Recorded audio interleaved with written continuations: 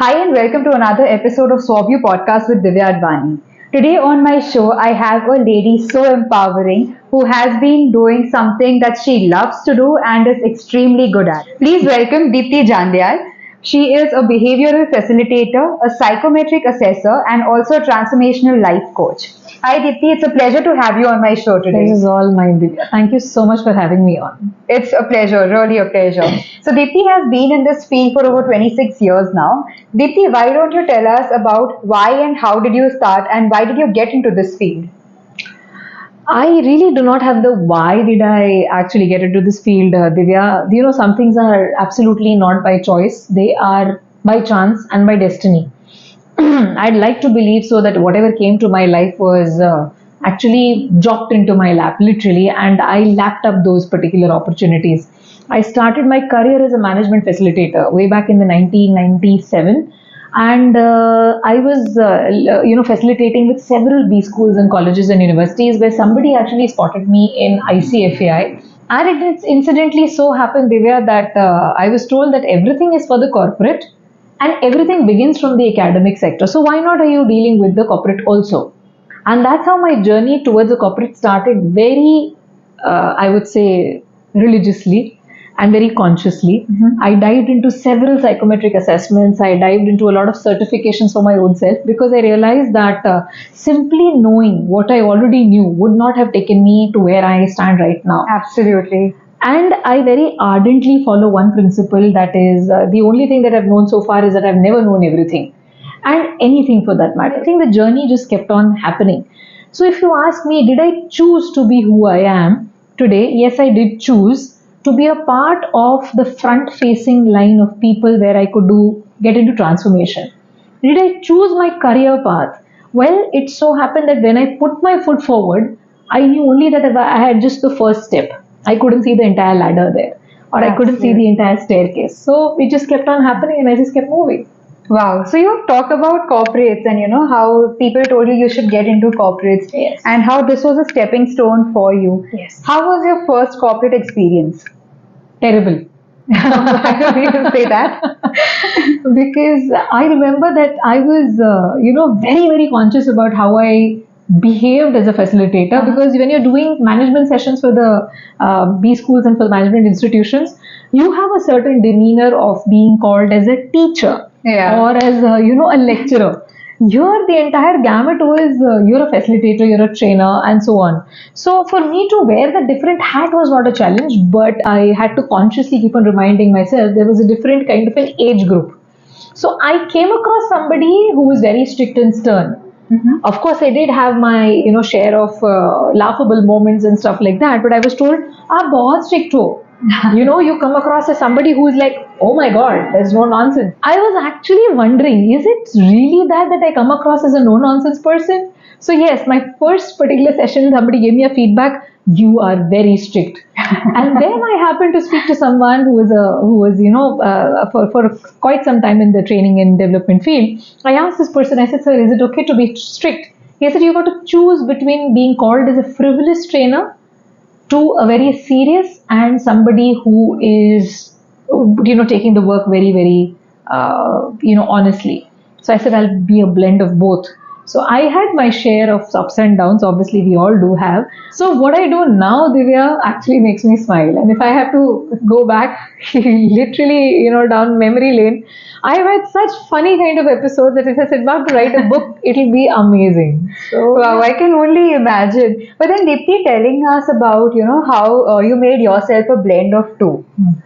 What was the first experience that you had when somebody told you that you're very strict? Did you ever see yourself that way? I was honestly, if you ask me, my reaction, I was hurt, very badly hurt. I said, no, I'm not strict. I'm pretty chilled out. I'm very fun loving and stuff like that. And yes, my jokes never ended. And till date, I've been, a lot of people tell me I'm very good with my one-liners, and I can actually get into that conversation. So it came across like a hit. Oh my God, I come across so strict. Then I realized that it has to be a blend because nothing can remain as is. True. And your question, how does it feel if I have to backtrack and to begin with, being a strict one or being a lenient one? What comes easy? What should come easy to you, Divya, is being who you are. Absolutely. And then understanding exactly what people are looking forward Correct. to. So, talking about you being a behavioral facilitator, what you just now said, I will now link it to what you are doing currently. So, you mentioned that somebody told you that you were very strict and you were really hurt. Now, when you being a behavioral assessor yourself, what would you tell your younger self back then? You know, Divya, it's very interesting that people judge you from what you appear. And True. as the adage goes, that do not judge on what you see, because what you see is what people give you to see. Do not judge on people's cover. Exactly. That is the demeanor, the body language, and the clothes. But it's so strange that we all judge only by that. True. So if tomorrow, if I have to sit down and work around what went wrong then, I know I can tell myself this, that. What happened then was the way that I exposed myself to people. I brought myself. Exposed could be a very strong word, but that could be the way I proposed myself to people and I came across to people. It could be my demeanor, it could be the way I spoke, and so on and so forth. So, what would I tell myself back then if I have to sit here and now being a behavioral assessor that don't worry, they judged you on only what they saw. They did not know what lied behind the veneer, or they did not really see the Deepti behind the mask, which is True. extremely important. And there is a facade that we all hold. The tendency to become serious and to the tendency to look a little more solidified in what you do can sometimes become a detrimental, roadblock. Yeah. And then you turn out to be somebody who you do not want to. And your serious approach tends to look like, oh my God, she is somebody who's a no-nonsense kind. So I was pretty serious about my work. I was pretty serious about what I was doing. I didn't want to be taken casually, callously. And that's the reason you put that particular effort inside to look the perfect picture. And that sometimes could be a challenge. Of course, I'm sure. And of course, the road is not an easy one when you are specifically into this. So, has there been a time that you've come across someone while you were assessing them and understanding that, why they're behaving a certain way? What has been the most interesting story so far that you've come across? Me being physically assaulted. Wow. I so vividly remember this, Divya. I was roped in by a manufacturing organization into automobiles, and I was traveling to Pune for an interview for a plant head's position. And I was clearly told that the plant head is already in, because technically the person was way too sound. So the France team had actually selected him, and they said, oh, he's a perfect one. The managing director of this particular company incidentally said that we'd like you to interview him to find out the human skills. So me being an assessor on Prism, I had already, done Prism brain mapping on him, and I had the report with me. Several moments in the 5-hour long interview, and I was literally thinking to myself, how long is this going to go on? Several moments during this interview, Divya, I was able to see that there was so much behind the man. The real person was being hidden. Lies was something which was the pivotal aspect of this person's persona. Now, at the end of the 4th hour, the managing director took me outside deliberately, and we stepped outside for a little bit of a break. And while this person was working on a small little strategy that I had given him, and I wanted to see if he's able to crack that and put the person into stress. And guess what, Divya, at the end, before the end of the 5th hour, at the last question, he, in fraction of seconds, he just pushed his chair behind, he picked up another chair from the conference room and he flung it around. Oh my Had God. it not been for those 10 seconds wherein the managing director and I ducked, I would have been on a photograph today. Oh my God, that's terrifying. Very, very terrifying. And if I have to remind myself, well, I've been told by a lot of people, don't read the reports to us. Hey, Deepti, this is not me. Oh, this is not what it is supposed to be. I've had those kind of episodes, but this stayed with me for the longest time because it was big. It was huge. The MD asked me to file an FIR against the person. I said, no, the person doesn't need an FIR. He really needs counseling. He needs help. So, yeah. Wow, that is one very strange experience, I would say, but I think you got to learn from it, and it became a part of your experience, I would say. What I learned is that there should be a very, very safe distance between the interviewer and the interviewee. Don't sit too close to each other. So now, Deepti, coming out from the terrifying story that you just told us and our viewers, why don't you guide us through a bit through your transformational life coaching journey? So, what is it that you do in that, and how has it helped people And for people who feel that, so like you rightly said that right now in this case, somebody needed counseling. Many times people feel that going to a counselor per se is termed as being crazy. Yep. But they do not understand that every single counselor is not a doctor for you being crazy. There are so many other things involved in it. Correct. So, what has your stage been in that, and what has your experience been in that? The terms being unfortunately synonymously used, Divya, is a very, very loose end to understanding the difference between a psychiatrist, psychoanalyst, a therapist, and a counselor. Right. Vis-a-vis a doctor, and to me, if I have to actually put it, it is a listener. Every one of us needs a listener.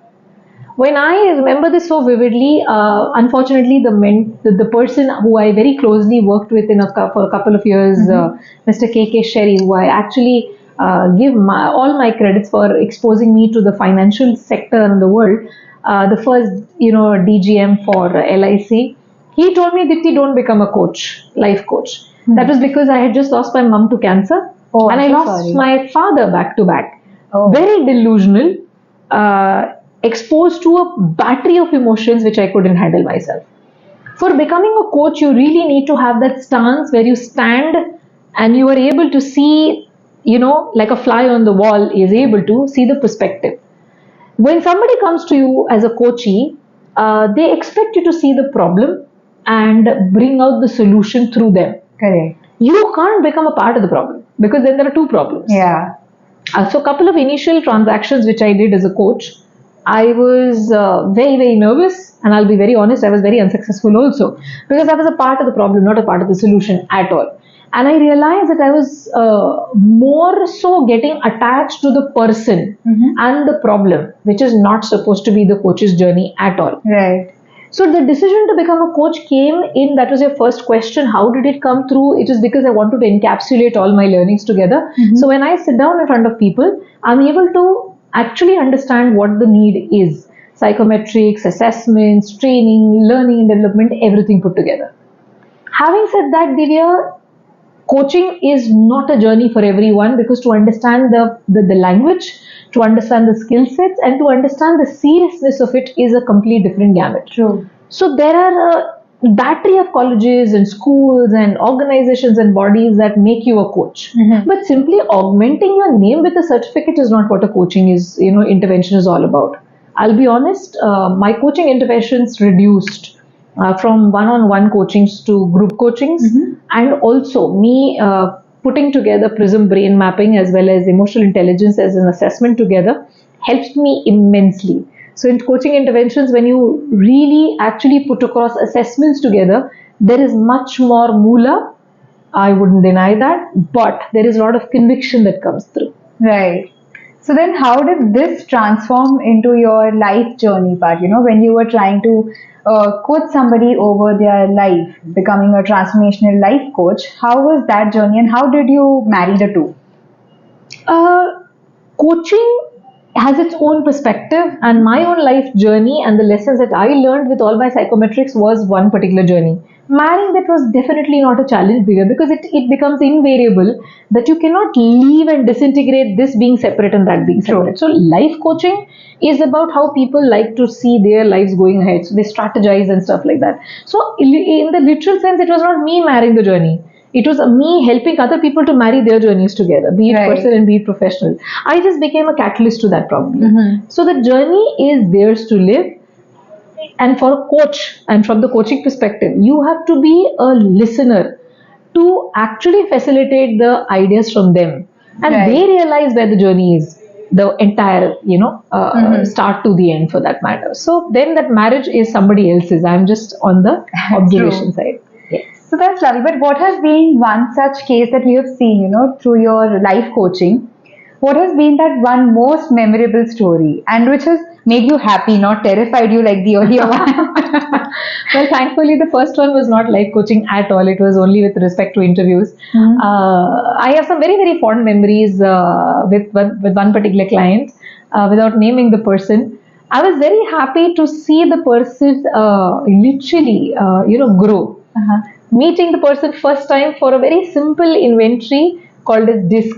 Incidentally, when this person had asked, me for a meeting, he was working on his profile and very intentful about changing his KRA and stuff like that. And that's the time when I realized we will need to do a lot of work around it.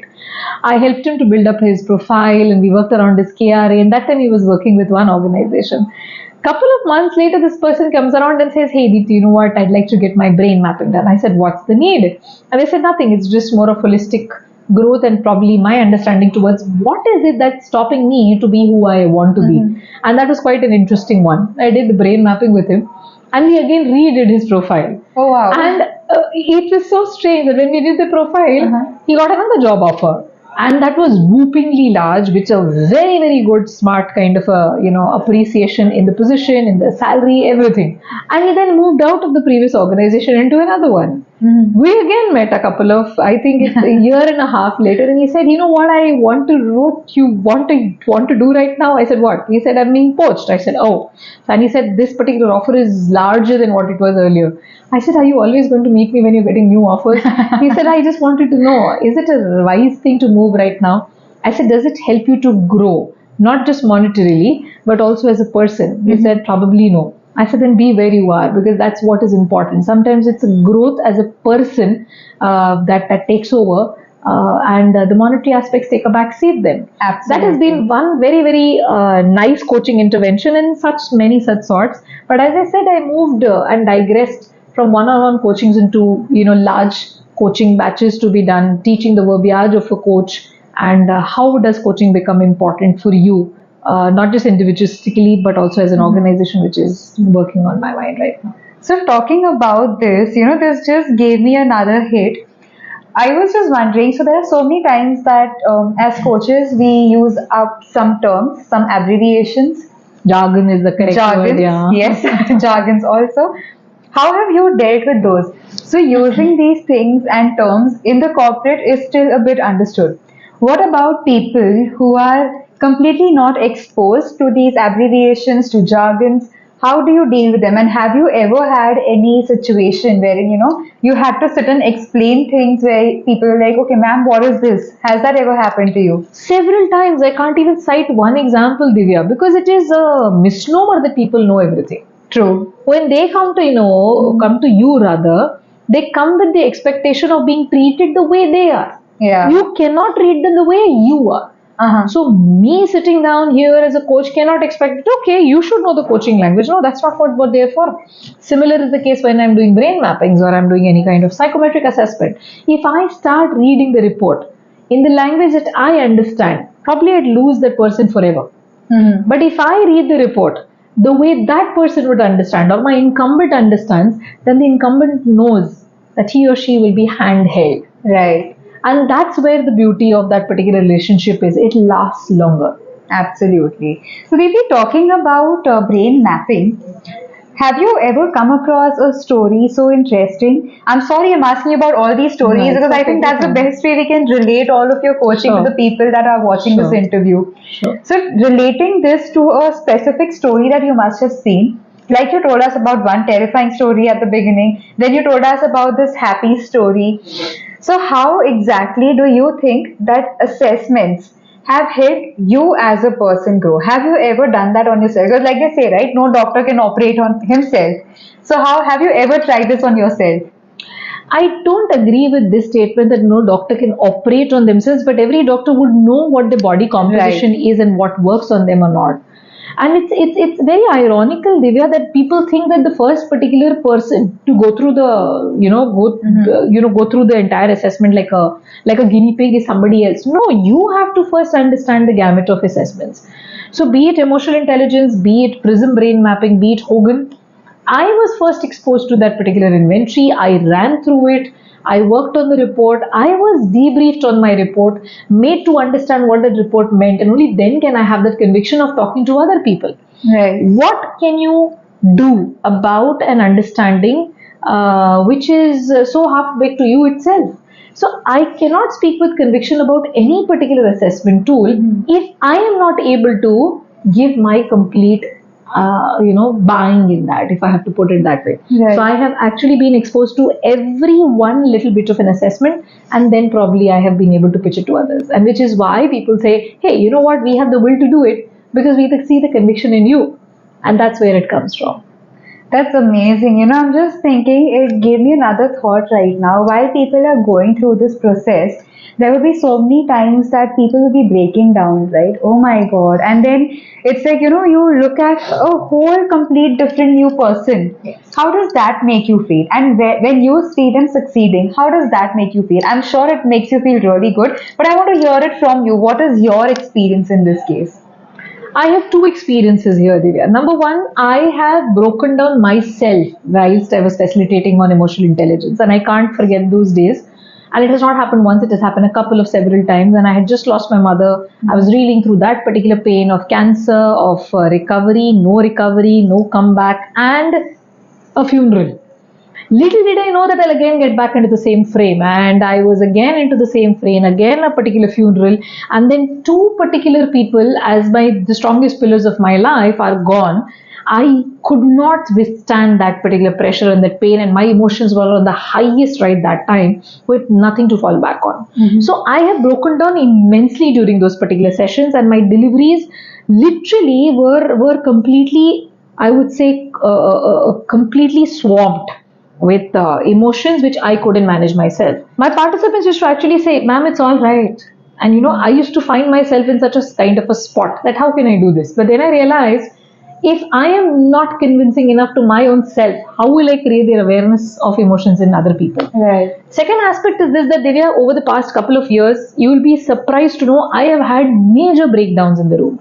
To the extent that I still have not forgotten a couple of participants who've become hysterical.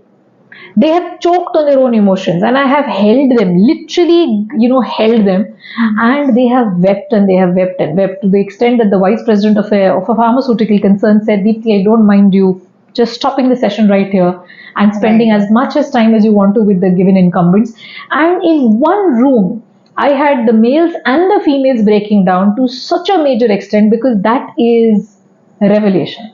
That is introspection. That is acceptance, acknowledgement, and most importantly, that is the time when they are able to actually go through that range of emotions which they've never experienced before. It's giving me goosebumps just listening to all of this. I have just recently gone through one. So I had 4 women crying inside a particular training room which was housing close to 175 people.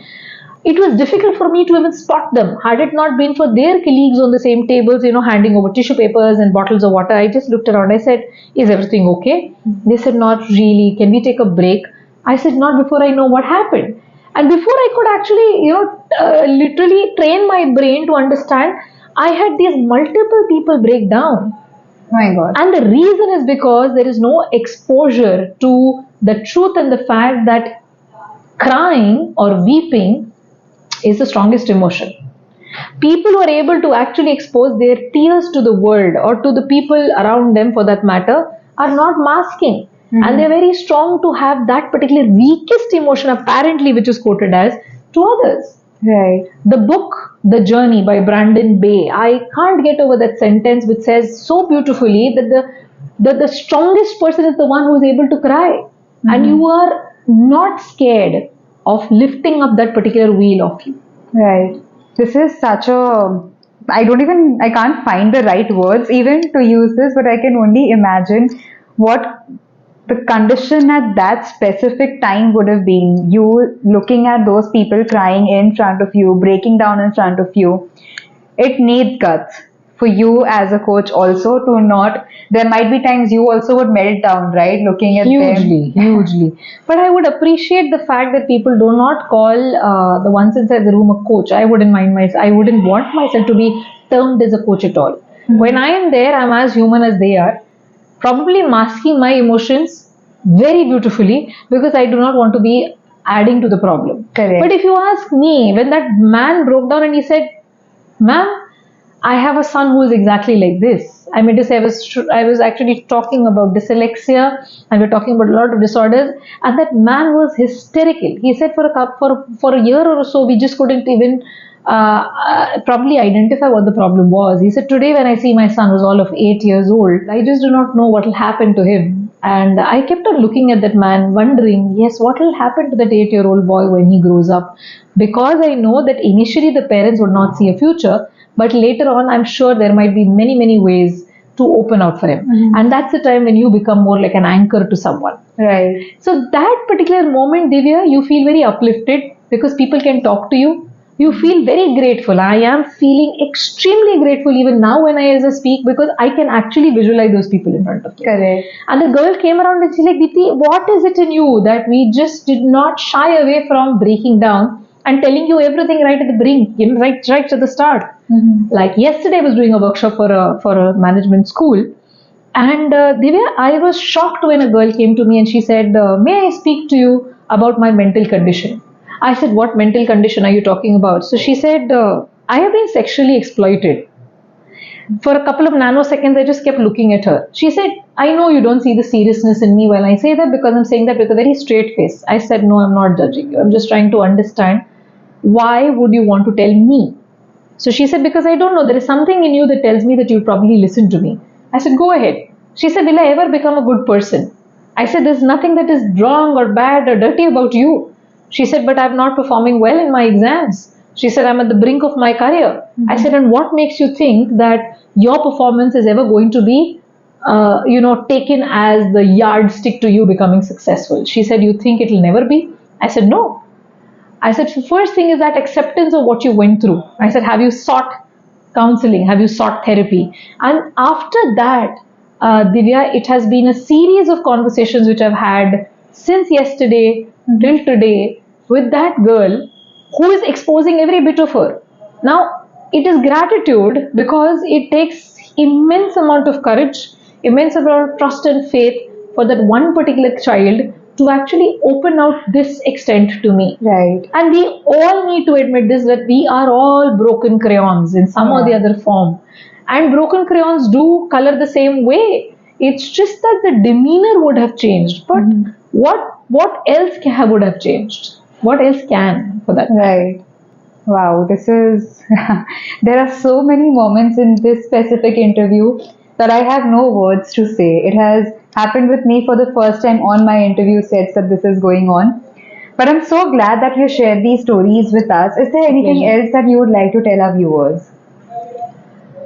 Just one little thing, that life does not come with a manual at all. It is not scripted. At least I can say this with absolute conviction because my life is not scripted at all. I did not have a remote control to manage my life. I did not have the liberty to make my own choices. Everything happened by chance. Somebody who wanted to do a master's in bartending is sitting out here and having a conversation with you, Divya, about facilitation, about coaching, and about psychometrics. I had varied kind of dreams in my eyes, right from theater to being a playback singer to doing so many different things, to having so many different kinds of aspirations that I still find myself buried down. But I've realized one thing very significantly, Divya, that if you take each day as it comes, plan yourself according to that day only, it reduces the load of you. Absolutely. Being your own self and not literally getting pressurized by the expectations that the world has of you has its own charm. Though one has to keep in mind that you have to follow societal rules also, for that matter. So maintaining that tightrope walk balance is something that is amazing. Whatever path you take, just fulfill that with conviction, follow that particular path with passion, and last but not the least, at least be honest to your own self if nobody else. Very important. That's amazing, Deepti. It's been such a nice conversation that I've had here with you, and it has really touched so many different aspects of my life too. Just listening to the other stories that you shared with us. Is there any final departing message that you'd like to give our viewers? I'd simply like to say a big, big thank you to you, Divya, for giving me this particular platform. And I'm just hoping so that through this particular platform, through this conversation, people do realize that it is not bad to have your own dreams. It's good to follow your passion. And of course, definitely using Divya's platform, it is, I am always there hands on for support, for any kind of, experience sharing, and to help you probably get mentored too, for that matter. Amazing. So everybody, this was Deepti Jandial, and I'm so glad to have her on my show. I'm sure that each of you who would be watching this interview would have something to relate it to your own personal journeys as well as the people who have been close to you. So if you are visiting my channel for the very first time, I would request you to please click on the subscribe button and also on the bell icon next to it so that you get notified each time that a new video is uploaded. I come across with so many such inspiring stories and such entrepreneurial journeys that can help you also grow as a person and as an individual who wants to start their own entrepreneurial journey. If you are a returning subscriber to my channel, thank you so much for being here with me. If you've liked this video, please do not refrain from clicking on the like button and also share it with all the other people who you think would benefit from this and would love to hear a story as inspiring as Deepti's. If there's any specific thing that you would like to ask, please put it in the comment section below and I will try responding to each of your questions. If there is any specific video that you'd like me to make, please let me know in the comment section below. Thank you so much, Deepti, for being here on my show today. Absolute pleasure, Divya. Thank you so much, and good luck to all of the endeavors that you are leading into. It's such a delight to see you growing so beautifully in all the particular aspects and journeys of life. So Thank good you luck so to that. much. Thank you so much. Until I see you next, keep smiling, keep shining.